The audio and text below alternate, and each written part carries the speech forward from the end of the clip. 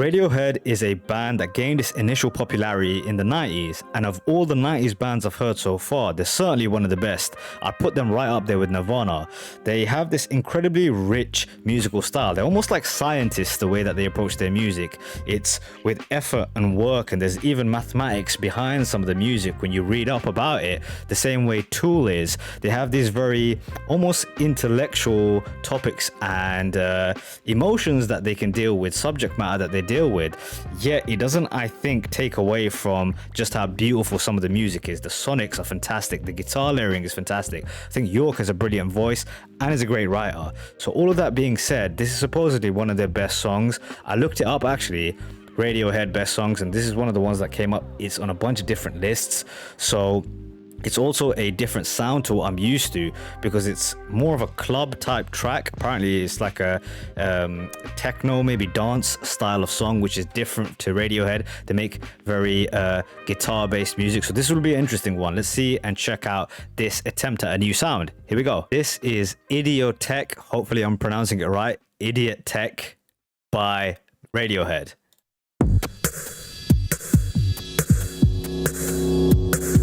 Whoa.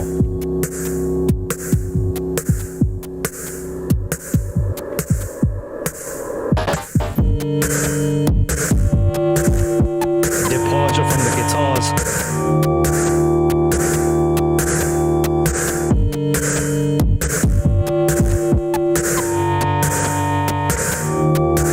All right, just the initial takes. I mean, this is a departure and a half.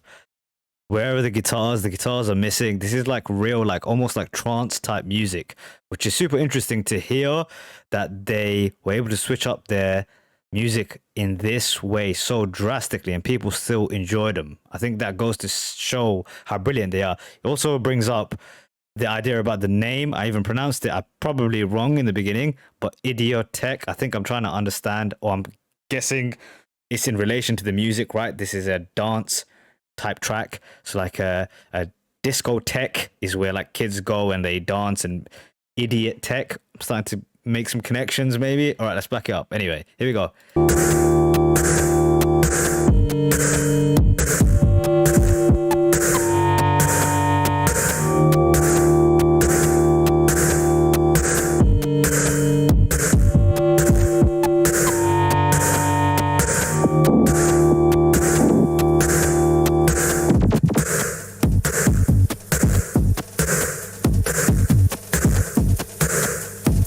Whoa.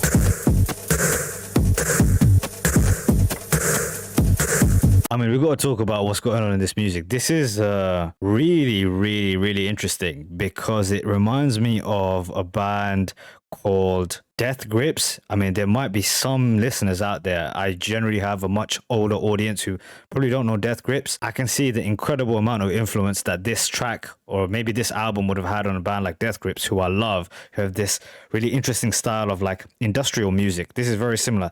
Deep in the instrumentation, there's rhythms and syncopation that maybe won't be heard if you don't put on headphones.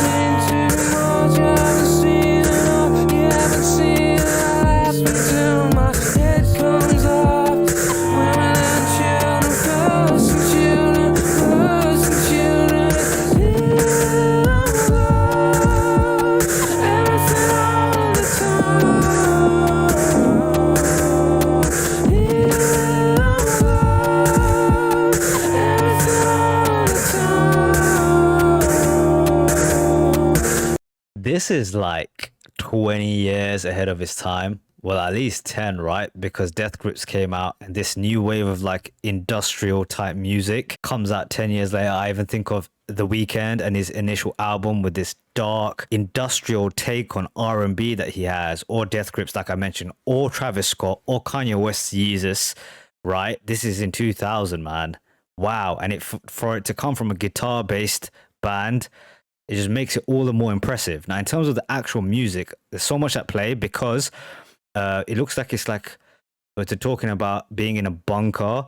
So obviously, some kind of destruction is happening in the outside world, which is interesting because a bunker could also be a place where people have these underground raves, thus the music, all these different connections, and then it's called Idioteque, maybe making fun of the discotheques that exist. So, sort of crazy amount of layers going on. Here we go. I say it's coming, let me hear both sides, let me hear both sides, let me hear both. I say it's coming, throw it in the fire, throw it in the fire, throw it on, we're not scared, mongering, this is really happening, we're not scared.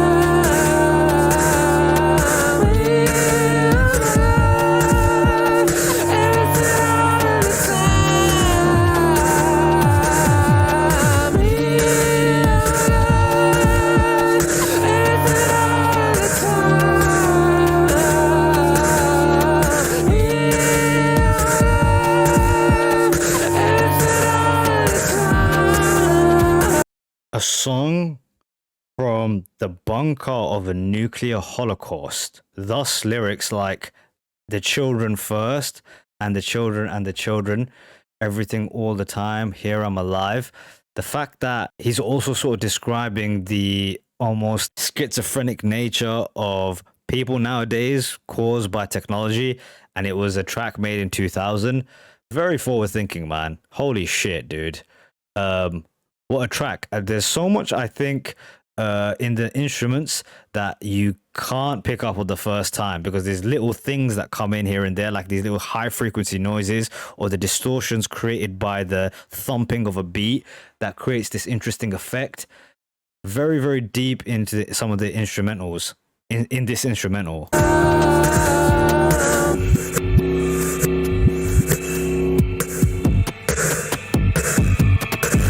Like that.